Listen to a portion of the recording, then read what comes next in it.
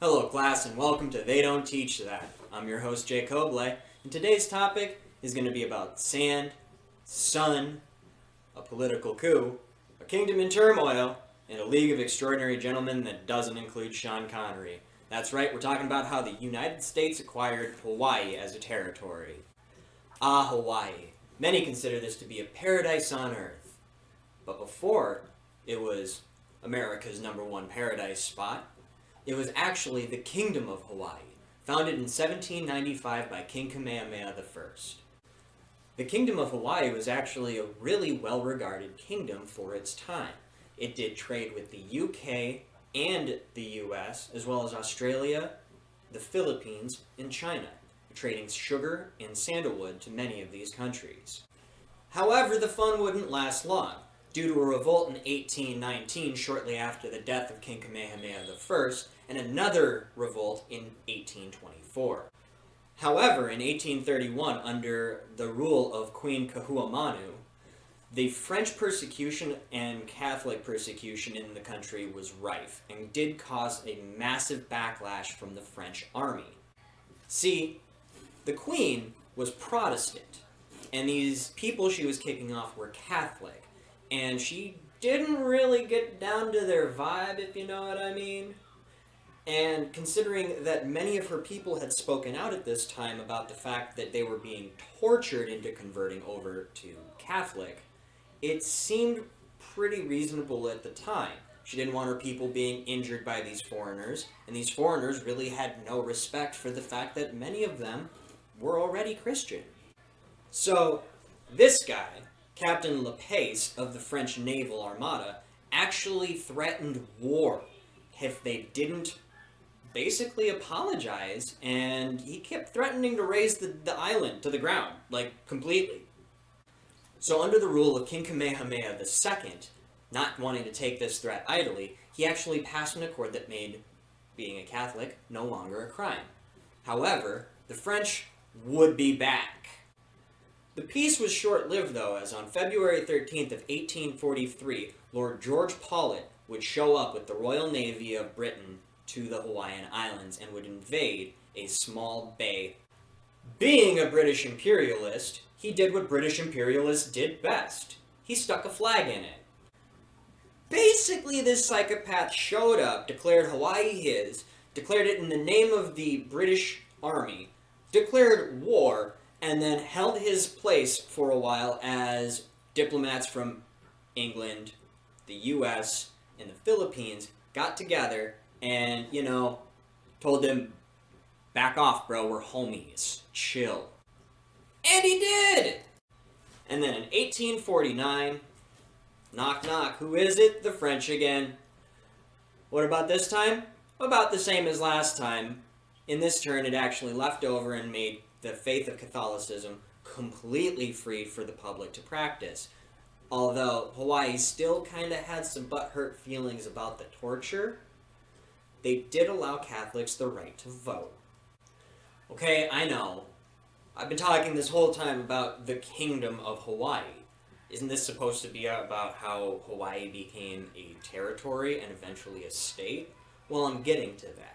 See, the Kingdom of Hawaii's economy was mostly based on export, and so because of that, they were allowed and did a lot of trading with a lot of other countries, including China and the US. With the rise of sugar all around the world, and Hawaii being a perfect place to lay down plantations to grow it, Hawaii's economy surged and became a massive trading powerhouse in the Pacific theater. With the influence of the first American settlers to Hawaii, and the plantations that they would spring up, the economy would flourish in a matter of years. With the first permanent plantation being set up in 1835 by an American-born businessman, the industry began to thrive all over, and with his influence, a lot of other plantations began to spring up for both local and exported companies. As more plantations popped up, so did political issues amongst the native Hawaiians and the American businessmen that were now taking over massive swaths of land. And right at the start of this economy really coming to its big boom, something tragic happened to the economy of the Kingdom of Hawaii. the U.S. started implementing tariffs that were against the goods coming in and out of any country that were going into America. And these tariffs actually did a lot more damage than good to the Hawaiian citizens. These citizens really didn't like that. But who really didn't like it the most was the plantation owners. They were paying significantly higher taxes than the actual citizens themselves, and they weren't just paying it to the local economy, but to the royal family themselves as well. At one point, the King of Hawaii even made a trip to Washington, D.C., no small task at the time, mind you, in order to try to alleviate and lift these tariffs on the Hawaiian people, because he wanted to maintain a reasonable pricing on all that import and exported goods, as well as to maintain a competitive price with other countries around the world. Pretty reasonable, right? Unfortunately for Hawaii, this was also around the same time that America had begun scoping out some property in the Hawaiian Islands. Specifically, this little island called Ford's Island, where Pearl Harbor is.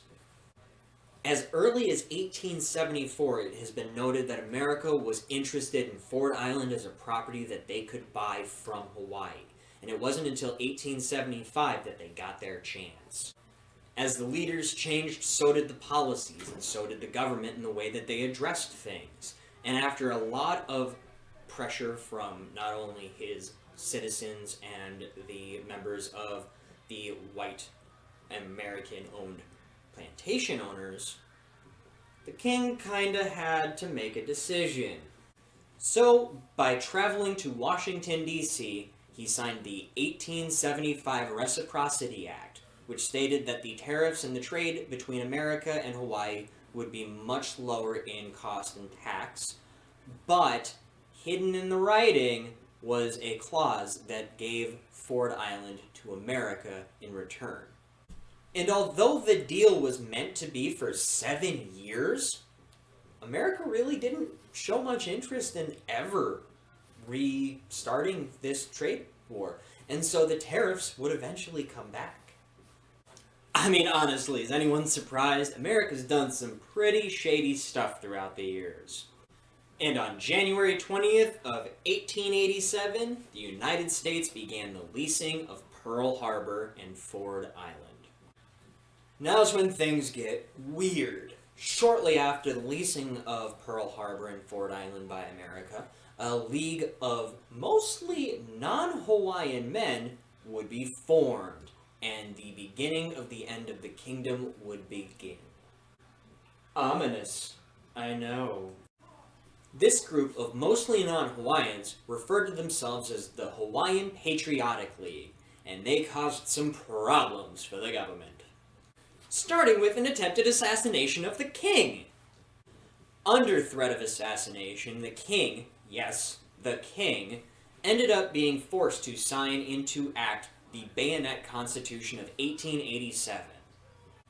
Now, to be fair, the document seems fairly innocuous with a lot of pretty fair writing, including the right to vote for anyone on the island, not just native Hawaiians, because a lot of people were citizens of Hawaii.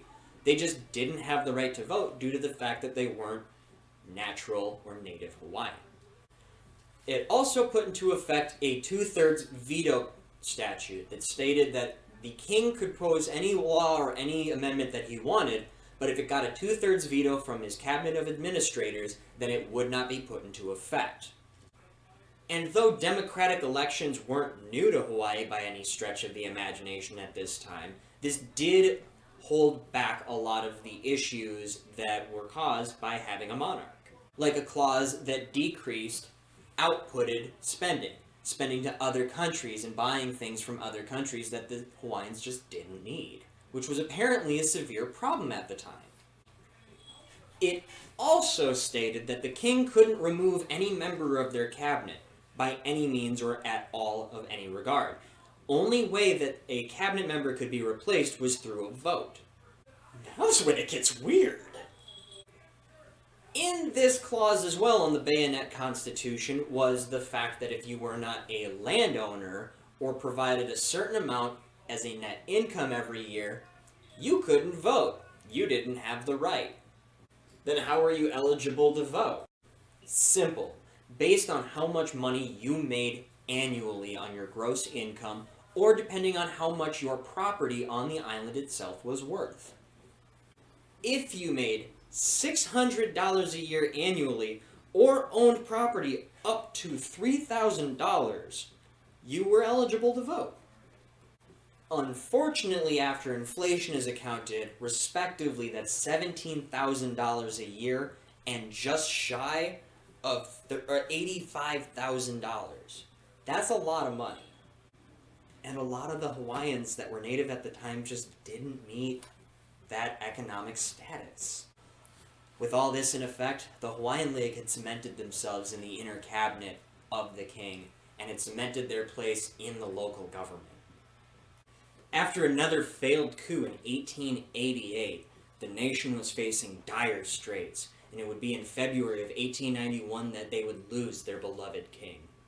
But the queen, his sister, who ended up taking the role on the throne, was facing a lot of severe economic crisis.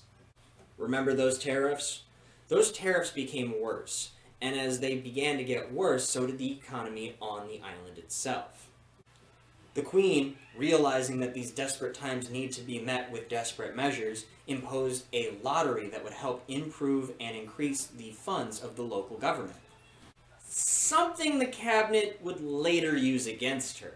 She also imposed an Opium Act that allowed for the ownership, distribution, and growth of opium and poppy flowers. Also used against her. But the queen sided continuously with her people, believing that the Bayonet Constitution was unjust and unwarranted due to the fact that it was signed under the threat of violence. With the help of her people and an immense amount of hard work to dismantle the unjust Bayonet Constitution, she would eventually find success, signing into effect a new constitution in 1893. The Hawaiian League, known as the Committee of Safety, was not happy about this, being that they lost a huge amount of their power, rights, and respect with the Bayonet Constitution no longer being in effect. But those leaguey-weegies had some tricks up their sleeve. And it starts with this jerk, Lauren Thurston. See, Thurston was a newspaper publisher and a subject of the Royal Court of Hawaii. Dude had mad scratch, and he had mad connections to go along with that scratch. Did I mention he also used to lead the Committee of Safety? See, how it started was Thurston got in touch with this guy, Henry E. Cooper, and when they got together, boy howdy, watch out. See, Cooper was an attorney, and an American-born one at that. So he used his connections over in America to gain the favor and political favor of many major and important people in the cabinets of the president. With the help of other American-born companies, plantation owners, and other non-native Hawaiian citizens, the League of Hawaiians had their army almost set, but not yet. See, their end goal was to overthrow and dismantle the monarchy altogether, and violence was definitely on the table. And then the craziest part of this is someone caught wind of this crazy coup d'etat that's being planned to overthrow the monarchy. He went to the police, requested warrants to arrest the 13 council members of the cabinet that were in charge of the safety committee, requested that this island be put into martial law because of the political backing of some of these members on the committee, and was all in all worried that the government itself was totally going to collapse and fall in on itself due to these aggressions. And, to be fair, he was right. And the craziest part of it all of his requests were denied. Members of the cabinet did come forward to say that they didn't act in fear that it would speed up the process and actually kickstart the issue long before they're ready to properly deal with it. So eventually, Cooper and Thurston got to the point where they were talking to this guy, John L. Stevens, of the U.S. government's minister at the time. With Thurston, Cooper, and Stevens all getting into each other's head and talking it up and getting everything set up, things were about to get real fast. January 7th, 1893. Not 98 years before that, the Kingdom of Hawaii would be settled and founded by King Kamehameha the Great. But that was not a great day in Hawaii history, because that was the day the monarchy fell. And it started with a man named John Good. See, John Good here did something pretty bad, and this bad act would trickle through Hawaii from that point on. See, John, along with Thurston and a few other members of the Hawaiian League, were actually transporting a wagon full of weapons up to the capital where the Queen's palace was, and they were stopped by a police officer. Where John Good attempted to stop the police officer from stopping the wagon full of weapons, he shot and killed him. Scrambling out of fear that their plan was ruined from the start, everyone grabbed a weapon and it hit the fan. Chaos erupted in the streets, and not a few hours later, the Queen would address her public, stating that she was stepping down as the monarchy, and the monarchy was therefore dismantled. And so it goes, the Hawaiian League won. But what about this John L. Stevens guy? What was he up to during all this? That's the most messed up part. On January 16th, the day before the insurrection, U.S. Marines had been boots down on Hawaii for a little over 12 hours, and by the time that everything had happened, they were on the ground way prior, almost 24 hours prior to the actual deposing of the Queen. But wait, the government was overthrown on the 17th, but they were annexed by the U.S. on the 16th, which means the United States illegally annexed a sovereign nation under its own laws. And now, here's the homework for you guys. I want you to think about that real quick. This is the 1890s. They're not sending a tweet like, yo, can I invade Hawaii? You know, they're not doing that.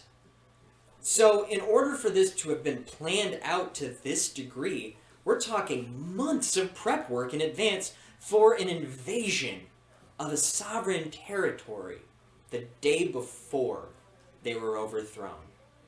And I hate to admit it, but the facts are the facts. America took over Hawaii.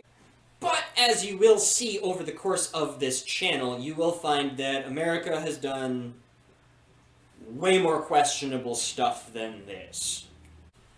I've been Jay Cobley, and they don't teach that. Hey, you made it to the end of the video. Like, share, subscribe if you can. Every little bit helps. I am a new YouTuber. I'm trying to get into this. And I wanted to do something that I recently learned about that was kind of interesting and kind of fun that a lot of people may not know about. And so I wanted to start things off with Hawaii. I am going to eventually do a state-by-state one talking about how every state becomes a territory. However, our next episodes are going to include stuff like cargo cults, as well as a man by the name of Daniel Sickles, who had quite an interesting foothold in history. Don't miss it.